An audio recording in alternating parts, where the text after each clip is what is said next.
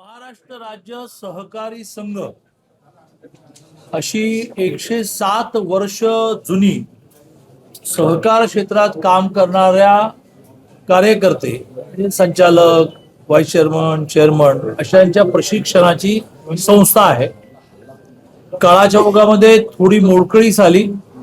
त्या मोडकळीस येण्याचं एक कारण असं झालं की प्रत्येक सहकारी संस्थेला आपल्या संस्थेतल्या डायरेक्टर, चेअरमन, व्हाईस चेअरमन यांच्या प्रशिक्षणासाठी प्रॉफिटच्या काही पर्सेंटेज, स्मॉल पर्सेंटेज हा शुल्क म्हणून द्यावा लागायचा. मध्ये कोणीतरी असं म्हटलं हा सहकारी संस्थांवरचा भार आहे आणि ते बंद झालं.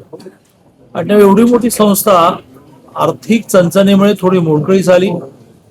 आमचे नेते प्रवीण दरेकर जे सहकार चळवळीतलं मोठं नाव आहे, मुंबई बँकेचे चेअरमन आहेत, स्वयं अर्थसहाय्यित पुनर्विकासाच्या महामंडळाचे कॅबिनेट मंत्री दर्जा असणारे अध्यक्ष आहेत. त्यांनी या संस्थेत लक्ष घालायचं ठरवलं. निवडणूक न होऊ देता जवळजवळ बिनविरोध निवडणूक झाली, त्यामुळे निवडणुकीचा खर्चही वाचला.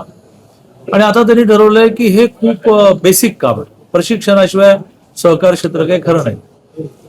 म्हणून मग त्यांनी हे जे त्यांचं मूळ हेडक्वार्टर आहे, जिथे सगळे बोर्ड बसावं, मीटिंग व्हाव्यात, निर्णय व्हावे अशी कल्पना आहे, त्याच्या नूतनीकरणाच्या उद्घाटनाला मला बोलवलं. मला बोलवण्याचं एक लॉजिक असं आहे की मी सहकारमध्ये 2 वर्ष होतो. त्या काळामध्ये खूप सहकारातले नवनवीन निर्णय मी घेतले. आता दुसरं लॉजिक असं आहे की मी संसदीय कामकाज मंत्री आहे. यातला काही कायदा आणायचा झाला तर तो मलाच सभागृहामध्ये मॉनिटर करायला लागतो. त्या डिपार्टमेंटचे मंत्री तो मांडतात, पण तो कधी यावा, विरोधकांनी त्याला विरोध करू नये, विरोधकांना किती वेळ बोलायला हवाय, असं संचालन मी करायचं असतं. त्यामुळे त्यांनी सहकार मंत्री होतो म्हणूनही, यातले काही कायदे आणायचे म्हणूनही मला आज बोलवलं.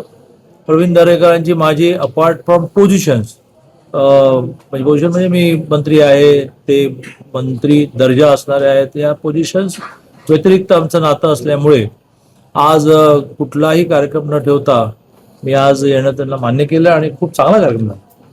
म्हणजे जवळजवळ प्रत्येक जिल्ह्यातून लोक आले होते. मी त्यांना शुभेच्छा देतो. त्यांना हा जो प्रत्येक संस्थेच्या प्रॉफिटमधला एक नॉमिनल पार्ट ही संस्था चालवण्यासाठी शुल्क म्हणून हवं आहे, त्याला प्रशिक्षण शुल्क असं म्हणता येईल.